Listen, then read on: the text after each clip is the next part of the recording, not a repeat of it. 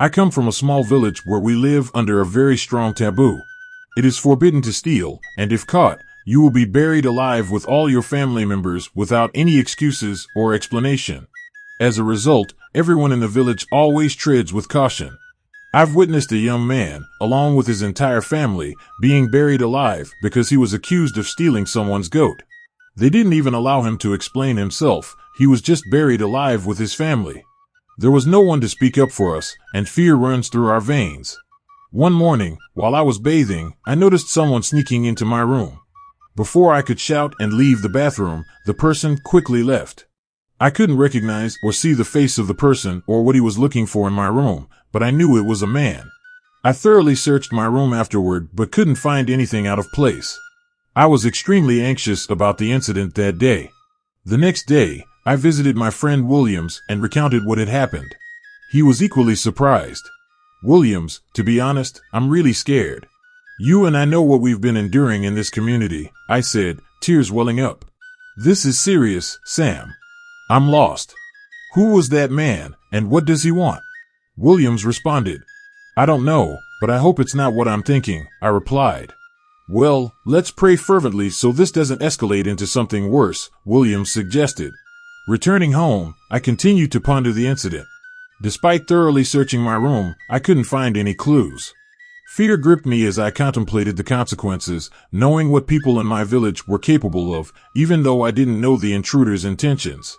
A week passed, and I almost forgot about the incident until one afternoon, I was in the house when an announcement was made that someone's golden necklace with a name written on it got missing, and every house would be checked thoroughly, as usual, in 3 days' time. Oh my God, these people are going to kill someone again. What's all this? When are we going to be freed from this slavery? "Well, I feel sorry for that person and his family," I said.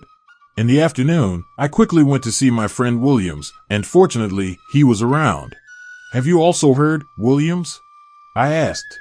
"This is very serious, Sam. Who is it going to be this time?" Let's tread with caution," Williams replied. "I pray so, Williams," I said. "So what about that man who came to your house the other day? Have you figured out anything?" he asked. "No, I'm sure he might be one of those thieves who always enter people's houses whenever they are not around," I said. Despite all that is happening in this community, some people still have the guts to steal," Williams replied. "Okay, Williams, I have to be on my way now. See you later," I said. "Okay, Samuel, let's catch up later," Williams replied, and I left. Lo and behold, 3 days later, the search began from house to house. These people were searching with so much anger on their faces. They searched and searched. Finally, they were already in my house. I wasn't afraid by then because my house wasn't the last place they were about to search. They still had more places to search. I took them to my room. I was standing there watching them as they were searching. My sight was concentrated on them. I was looking at them with so much seriousness so no one would formulate any false accusations against me. They were searching, and a few minutes later, they walked towards my bed. I was watching them with all seriousness, and one of the vigilantes raised my bed up. Lo and behold, this golden necklace was found under my bed. "What? No, no, no, please, I'm innocent." Before I could even finish that statement, I got a thunderous slap from one of the vigilantes. "We will keep on killing people like you in this community. You think you can just go inside someone's house and steal," said one of the vigilantes. I quickly remembered the man who came to my house that day while I was bathing. I don't even know who that person was. My mom and dad were living in a different village. I knew definitely they would hear it. I was quickly dragged by the vigilantes as if I had killed someone. They locked me in their prison while 2 men watched over me. I would be killed and buried alive together with my family in 3 days for a crime I knew nothing about. They wouldn't even allow me to explain myself. Later in the afternoon that day, I was crying bitterly, praying to God to deliver me from the prison when my friend Williams came to me. He cried bitterly as well after seeing me locked up in prison. "But who could have done this to you, Samuel? That person will surely pay," Williams said, tears rolling down his cheeks. "So I'm going to die like this?" I asked. A few minutes later, Williams left. The next day, my parents were brought into the village by the vigilantes. Immediately they set their eyes on me. We all broke out with tears and cries. So this is how you are going to destroy this family? What could have been done to a son that I haven't done for you? My father said with so much anger on his face. So this is how we are all going to die, Samuel, my mother added. I tried to explain to them that I was innocent. My mom seemed to believe me, but my father was very angry with me.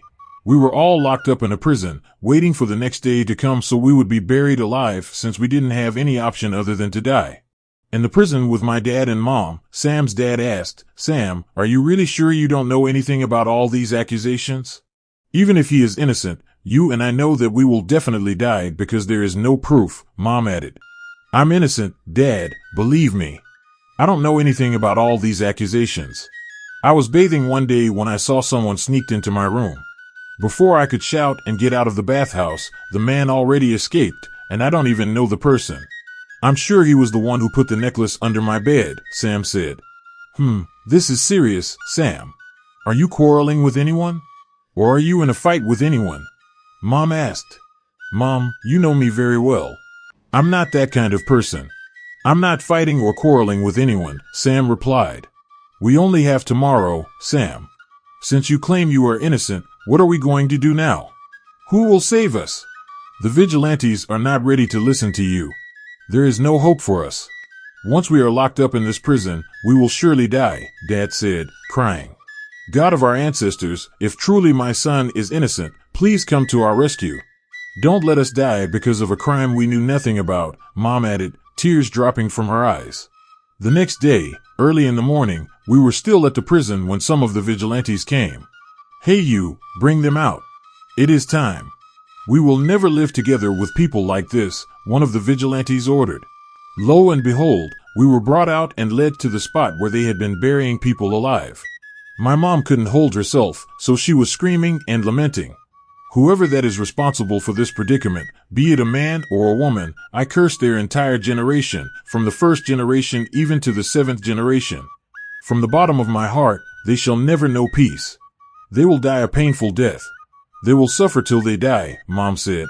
A few minutes later, we were already at the spot, all the villagers gathered, both the young and the adults. Some were crying while others were making a mockery of us. Human beings are very deep. Look at his innocent face. Who could have believed that Sam, we all know to be a gentle guy, has been pretending all this while, without knowing he is a pathological thief? Look at what he has brought upon his innocent parents, one of the villagers said. Chai, a whole Sam? I can't fathom the meaning of this. So Sam is a thief, another villager added. I only feel sad for his innocent parents. Wonders shall never end in this world. Who could have believed that Sam and his parents are going to die today just like this, another villager also said. No, I'm not sure this is true. I know Sam very well. He has been my childhood friend. He is not someone who steals. He is innocent. I wish there is any way I can help him out of this. Oh God, who is behind all this? People are very wicked in this world. How can someone just wish the death of his colleague? God of our ancestors, come to their rescue, Sam's friend also added. Even though I don't know him much, I know he is innocent. I've been seeing him around. He doesn't even talk much. I pray gods of our ancestors come through for them, one woman said. Chai, don't even say that. Human beings are unpredictable. Do you know what he has been doing secretly? See, don't trust anyone in this life, another woman also added. The vigilantes already dug a hole the previous day. So, we are about to end their lives here as how we always do it to serve as a warning to anyone who is planning to indulge in stealing. No room for thieves in this community. I repeat, no room for thieves in this community, the commander of the vigilantes said. Please, my son is innocent. Don't kill us. We are pleading, Mom said with tears. Please listen to us. Don't do this to us, please, Dad replied. God of vengeance. I am innocent, we are innocent. Don't let me die, don't let us die, don't forsake us, let justice prevail now. Arrest whoever that is behind this predicament. Gods of our ancestors, don't let that person rest until he or she confesses, Sam sang while his eyes were filled with tears. After I sang, the weather changed immediately as if it was about to drizzle. There was heavy lightning and thunderstorms. As it stands now, there is nothing we can do. You don't have any proof, okay?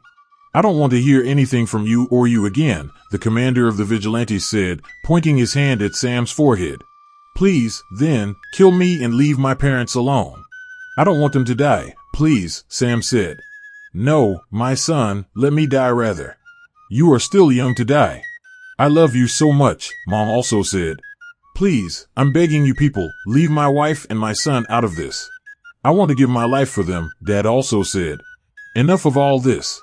Are you people new to the taboos of this great community?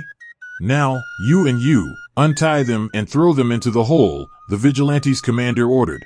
Lo and behold, without hesitating, these vigilantes threw us into the hole. They were about to cover us with sand when someone from afar off said, Stop it, those people are innocent. Leave them alone, for a curse shall befall this community if they die. I know the person behind all this. At this point, everyone was quiet. The whole place was like a cemetery. We were already in the pit when we heard the voice. Who are you, and what are you talking about? One of the vigilantes asked. I'm a great seer from the next village.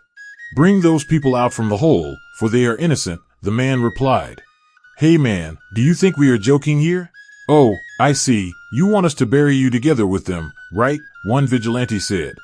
They are innocent, they knew nothing about the allegations you people leveled against them, the man said. How can you prove that? One vigilante asked.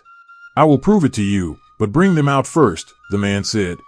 Guys, bring them out, the commander said. We were brought out from the hole, and every eye was on us. I was very eager to hear who was responsible for all that we were going through.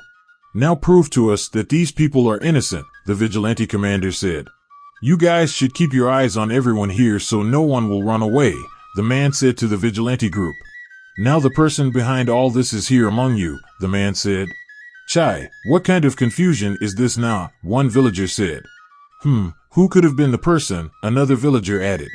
Now show us the person responsible, the commander of the vigilantes said. Now, here with me is a pot, and here are cowries. I'm going to put these cowries into this pot, and each and every one of you will dip his or her hand inside the pot and pick the cowries. If he or she is not responsible, nothing will happen. But whoever is responsible, he or she will not be able to bring his or her hand out after dipping it inside the pot, the man said. Okay, no problem. Make sure you are not trying to joke with us here, otherwise, you will regret coming here, one vigilante said. Now let's begin, the man said. Everyone started going one after the other as the vigilante group led them. My dad and mom also did. All the vigilantes also did, and it left with my friend, Williams. I'm suspecting you, this man, we are almost done, and no one seemed to be responsible, one vigilante said. Exactly, because it only left with Williams, and as for him, we all can testify he is innocent, one villager added. Exactly, because he is a good friend to Sam, and he can never do such, another villager said. Next, the seer said.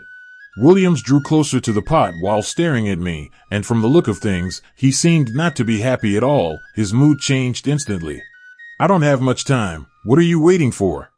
Dip your hands inside the pot, the seer said. It was very hard for Williams to dip his hand inside the pot until one vigilante shouted at him. Immediately Williams dipped his hand inside the pot. It was as if a certain smoke flew from the pot and entered his eyes. He couldn't remove his hand from the pot, and instantly he started shouting and shouting, I will confess, please I will confess, Williams kept saying. The whole villagers were shocked. What? Is this a joke or what? I can't believe that you planned all this, one villager said. Oh my God, this is very disgusting, trying to kill your own friend? What will you gain? Another villager added. You are very wicked, and you deserve to die at once, another villager said. O gods of our land, Williams? So it's you? What have I done to you? I thought you loved me, I said while crying. Love you at my foot, oh, you think I love you? Oh no, I can never ever love you because you are very wicked. Have you forgotten what you did to me 2 years ago? Or should I refresh your memory? This is payback time, Williams said. What? I thought you said you have forgiven me. But it wasn't intentional, it was just an accident, I said back.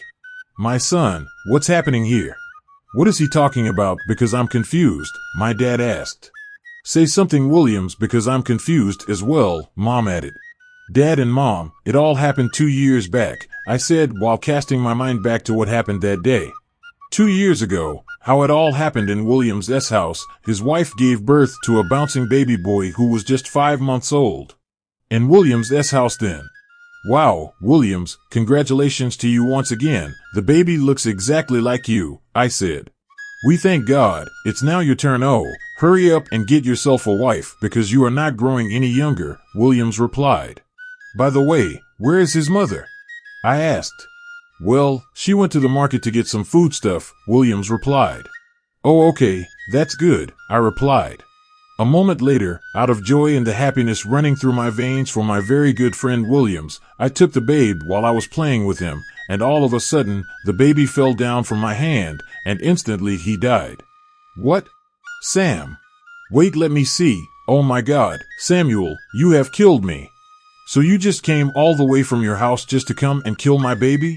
William said with serious anger in his face. Oh my God, please let's take him to the hospital, I said. We went to the hospital, and the doctors confirmed the child's death. No, Samuel, I swear I will never forgive you for this. You will pay for this, trust me, Williams said while crying. I'm sorry, Williams, it wasn't intentional, it was just an accident, please, I said while crying as well. I kept on pleading with Williams and his wife to forgive me, and 1 month later, Williams and his wife said they have forgiven me. I never knew Williams still held grudges against me. That is how it all happened 2 years back. Samuel? So all this happened, and you couldn't tell your mother and me? Dad said. Why, Sam, Mom added. The whole villagers were surprised, and everyone started murmuring. 2 of you deserve to die, wicked people, one woman said. Ah, what's wrong with you? Can't you see what happened was an accident? Another woman replied. How sure are you that it wasn't intentional? Who knows if he planned it very well to kill that innocent child? Another woman added. So all this while, you never loved me, Williams? I asked. This is deep, so what should we do now, Great One? The commander of the vigilante asked. You all can see that the 2 of them made a great mistake. We cannot kill Williams because of what he did, even though he did what he was not supposed to do, and Samuel also made a mistake. He didn't plan to kill William's child. So we are forgiving them all. No one is going to die, the seer said. I'm sorry, Sam, it's the work of the devil. I don't know what came over me. Please forgive me, Williams said. It's okay. I don't hold grudges against you. I knew it was through my happiness that your child died, but please, I'm saying it again, it wasn't intentional. We later hugged each other. The vigilantes took us to the king and explained everything to him, and from that day, the taboo of the village has been changed because the seer was welcomed into the village. He now lives in the village. When someone is being accused of stealing, they now summon them before the seer to find out the truth. Since then, killing anyhow has stopped in the village. Thank you so much for watching. Please don't forget to like and subscribe. And comment what you think about this story. And if you like to watch more of our story, comment continue. Bye for now.